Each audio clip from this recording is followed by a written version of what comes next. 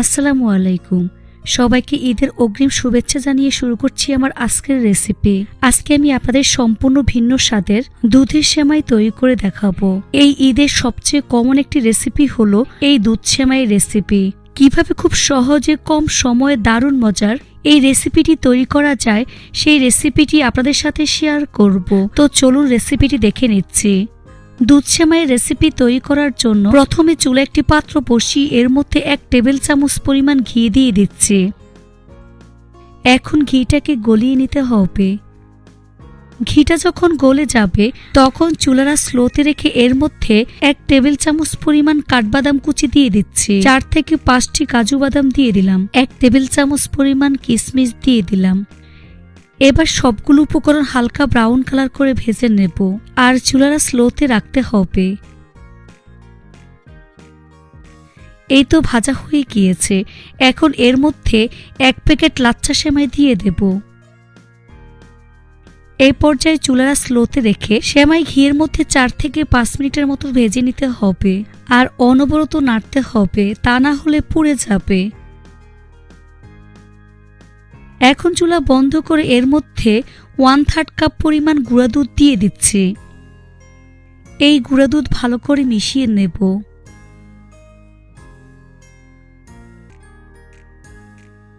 খুব ভালো করে মিশিয়ে নিয়েছি। এখন পরিবেশন পাত্রে অর্ধেক পরিমাণ ঢেলে নেব। বাকি অর্ধেক পরিমাণ একটি এয়ারটাইট বক্সে রেখে দেব। পরবর্তীতে শুধু দুধ মিশিয়ে নিলেই হবে। এখন এটাকে এক সাইডে রেখে দেব। এবার চুলে একটি পাত্র বসিয়ে এর মধ্যে 1/2 লিটার পরিমাণ তরল দুধ দিয়ে দিচ্ছি।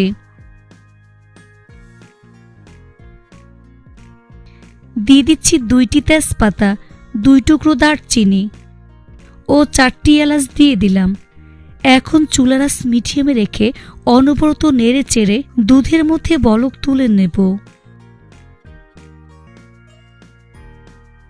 যখন দুধের মধ্যে ভালো করে বলক চলে আসবে তখন এর মধ্যে 1/2 কাপ পরিমাণ চিনি দিয়ে দিচ্ছে। এখন খুব ভালো করে মিশিয়ে নিতে হবে। এখন খুব ভালো করে মিশিয়ে আরো 2 থেকে 3 মিনিটের মতো জাল করে নিতে হবে। এবার একটি ছাঁকনি দিয়ে এলাচ, তেজপাতা ও দারচিনিগুলো তুলে নেব। তারপর চুলা বন্ধ করে দেব। এখন আরো 1 থেকে 2 মিনিটের মতো দুধটাকে নাড়াচাড়া করতে থাকবো। এতে করে দুধটা একটু ঠান্ডা হবে। 2 মিনিট পর সাথে সাথে গরম দুধ সেমাইয়ের উপর দিয়ে দিচ্ছি।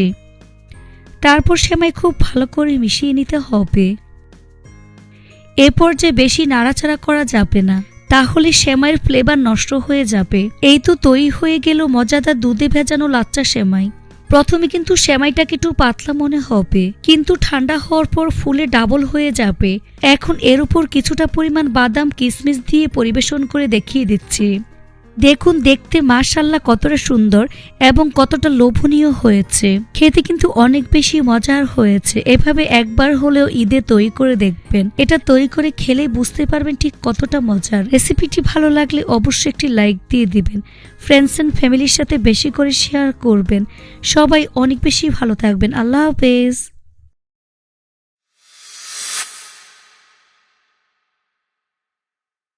আজকে আমি আপনাদের সাথে ঈদের সবচেয়ে জনপ্রিয় ও সবার পছন্দের একটি ডেজার্ট শিরকুরমা তৈরি করে দেখাবো। তো চলুন রেসিপিটি দেখে নিচ্ছি। প্রথমে চুলায় একটি পাত্র বসিয়ে 1/2 লিটার তরল দুধ দিয়ে দিচ্ছি। আমি এখানে দুধটাকে আগে থেকে জাল করে ঘন করে নিয়েছি। এই পর্যায়ে চুলার আঁচ মিডিয়ামে রেখে এর মধ্যে দিয়ে দিচ্ছি কুচি করে নেওয়া 8 থেকে 10টি খেজুর। দিয়ে দিচ্ছি 1/2 কাপ পরিমাণ চিনি। চিনির পরিমাণটা আপনারা আপনাদের পছন্দ মতো বাড়িয়ে কমিয়ে নিতে পারবেন। সম্পূর্ণ চিনি গলে যাওয়ার পর এর মধ্যে দিয়ে দিচ্ছি 4টি এলাচ ও 2 টুকরা দারচিনি। এখন একটি স্প্যাচুলার সাহায্যে অনবরত নেড়ে চেড়ে দুধটাকে বলক তুলে নেব। এখন চুলার আঁচ লোতে রেখে দেব।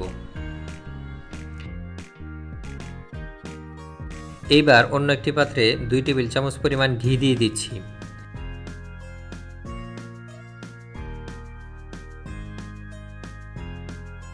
এখন চুলার আঁচ লোতে রেখে এর মধ্যে দিয়ে দিচ্ছি অল্প পরিমাণ চীনাবাদাম, 3 থেকে 4টি কাজু বাদাম ও অল্প পরিমাণ কাঠবাদাম কুচি।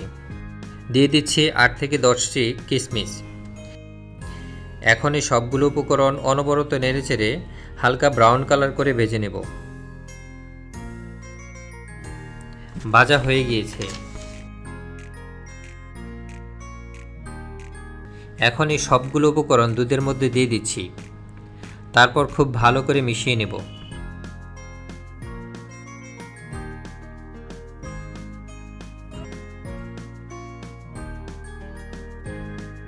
তারপর একই পাত্রে দিয়ে দিচ্ছি প্রায় 150 গ্রাম পরিমাণ ভার্মিচেলি সেমাই। এখন চুলার আঁচ লোতে রেখে এই সেমাইগুলো 2 থেকে 3 মিনিটের মতো ভেজে নেব।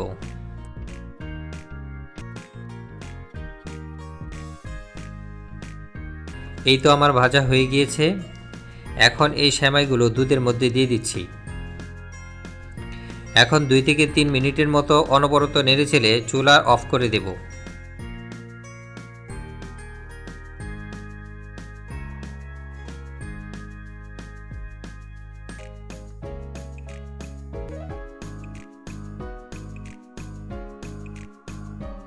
তারপর একটি পাত্রে ঢেলে পরিবেশন করে দেখিয়ে দেব।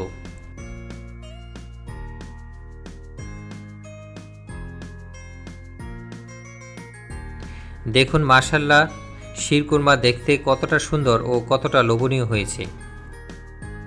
আপনাদের কাছে আমার রিকোয়েস্ট থাকবে, আপনারা এই ঈদে একবার এই ডেজার্ট ট্রাই করে দেখবেন এবং কেমন হয়েছে আমাকে জানাবেন। তাহলে আজ এই পর্যন্তই। সবাই অনেক বেশি ভালো থাকবেন। আল্লাহ হাফেজ।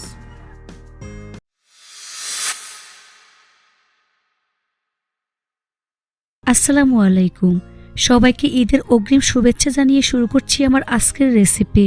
আজকে তৈরি করে দেখাবো পারফেক্ট ঝরঝরে সেমাই। অনেকে ঝরঝরে সেমাই বানাতে গেলে সেমাই দলা পেকে যায়, কিন্তু আমার এই রেসিপি ফলো করলে আপনাদের সেমাই পারফেক্ট ঝরঝরে হবে।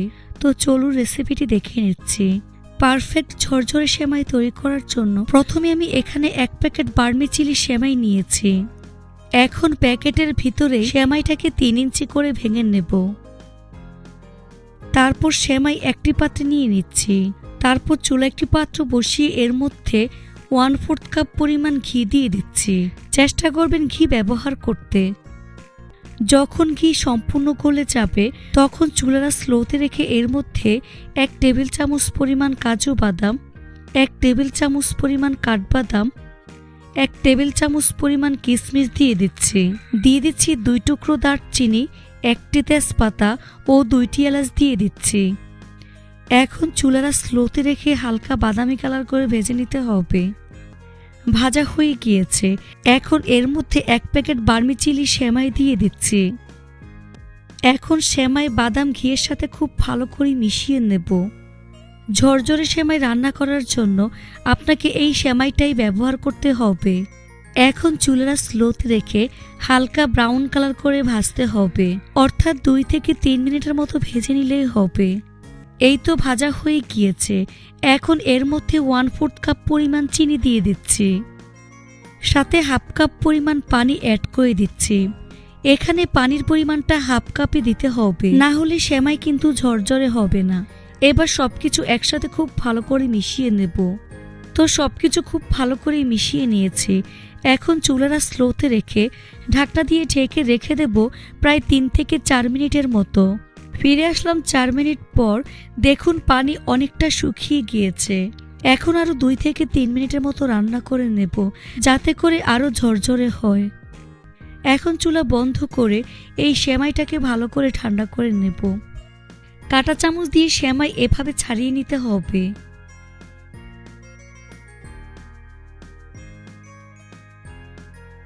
তারপর পরিবেশন করে আপনাদের দেখিয়ে দিচ্ছি।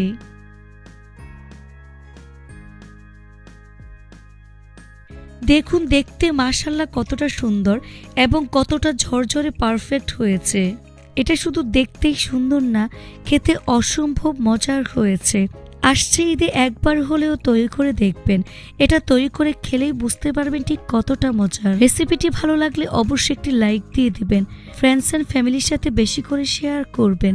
সবাই অনেক বেশি ভালো থাকবেন। আল্লাহ হাফেজ।